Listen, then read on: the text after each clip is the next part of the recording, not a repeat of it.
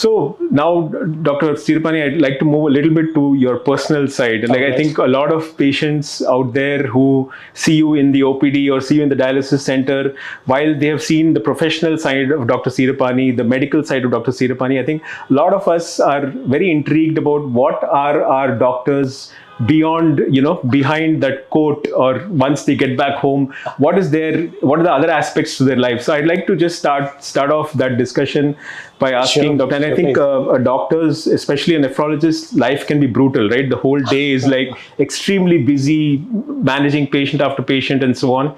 So let's say you go back home after a hard day's work at the hospital. What do you reach out to relax? What is your switch off. Exactly. Yeah. I mean, having worked in UK for more than 16 years, I think one thing I learned is the balance that you have to achieve between work and life. I mean, since moving back to India, I mean, my day is pretty standard day. I start at 9:30, finish by 6. I don't do clinics, so that gives me some balance that I'm looking for. Right.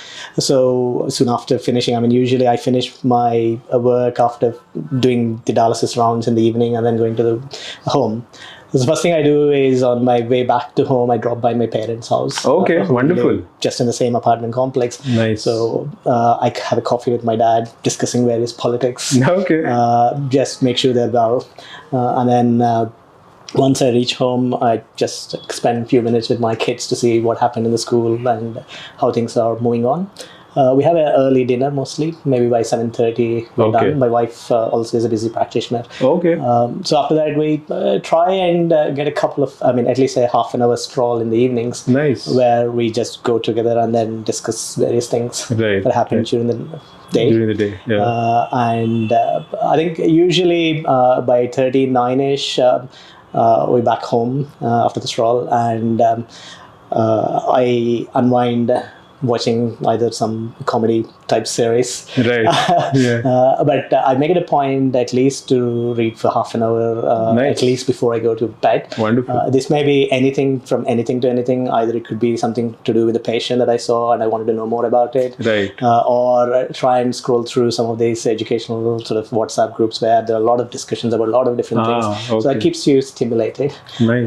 Or it could be to do with stocks or whatever, which is some recent passion I developed. Whatever it is, I mean, I just read at least 30 minutes before I go to bed.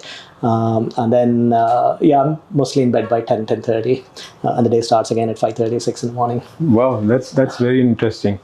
So a couple of things I caught there, Dr. Seera Pani. I think you mentioned about watching some comedy series or some kind of... So is there something that comes to your mind if I ask you what is the most recent comedy series or something that you saw that kind of stays with you or that brings a smile to your face when you think about it? I mean, it doesn't have to be one particular genre. I transcend across languages, and my Hindi is not so great, so I'm either confined to Telugu or to English. Okay. So for example, Friends from time to time, that brings a smile on my face. Okay. So or some of these Trivikram movies with punchy dialogues. Right. So they keep me going. Wonderful. Yeah. So do you actually get a chance to go out for a movie to a cinema, or you you kind of do that at home? I think since the OTTs, I think it's a rarity that we actually go to the movie theaters. Absolutely. But occasionally, maybe once in 3 months or once in 6 months, when both mine and my wife's schedules permit, we tend to go out and watch, especially if there are some good movies where there is sort of where you rely more on audio visuals and that feeling you won't probably get in the in house. In the house, correct. So, for example, Kantara movie, it was great. I mean, audio visually, it was fascinating, fantastic. That you can't enjoy, get the same feeling in the house. Agree. And you have 2 kids? I have 2 kids. How old are they? My son is about 15. Okay. He's in his 10th grade. Okay. And my daughter is 10. She's in 5th grade. Wonderful. So you also mentioned that you try to catch up on a book for about half an hour in the night. Any particular genre you like, or... I think one book that comes to my mind, which I find actually extremely helpful in terms of my ability to deal with the stress. Okay, And I also recommend it to a lot of patients that come through, Right. especially when I find that they're struggling to cope with a new diagnosis of end-stage renal failure or Right. things. And that book is called Finding Peace in a Frantic World. Okay. This is a book written by a professor from Oxford called Mark Williams, and with his associate, who's a journalist called Danny Penman. So this is about mindfulness. Right. Okay. Mindfulness essentially means being in the present, as you know, and not paying too much attention to the past things or to the future things. Right. And no one can trouble you in the present. Yes. Okay.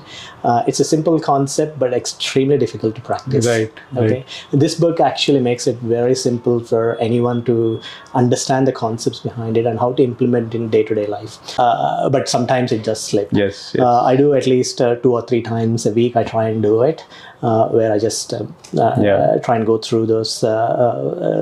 These are all sort of pre-recorded audio tapes that you try Right. to listen and try. It's just focusing your mind to Right. the present. Yes. Yes. It doesn't have to be anything. You don't have to sit and spend the time. It could be when you're walking, when you're writing, or Right. when you're eating food. Right. So anything could be a Absolutely. moment of mindfulness. Yes. Yes. Incidentally, I've been practicing mindfulness for the last few years, but mine is very simple. I just do a 10-minute session in the morning and a 10-minute session in the evening. That's fantastic. But I try, like, I probably haven't missed very few morning sessions, but evening I'm a little less regular. But I try as much as possible not to miss the morning session. And honestly, for me, it has made a world of a difference. So I fully agree with you that patients can benefit a lot. And I encourage all our viewers who are watching this video to please try mindfulness. And Dr. Pani has recommended a book as well. So please try and get that book and practice mindfulness as much as possible.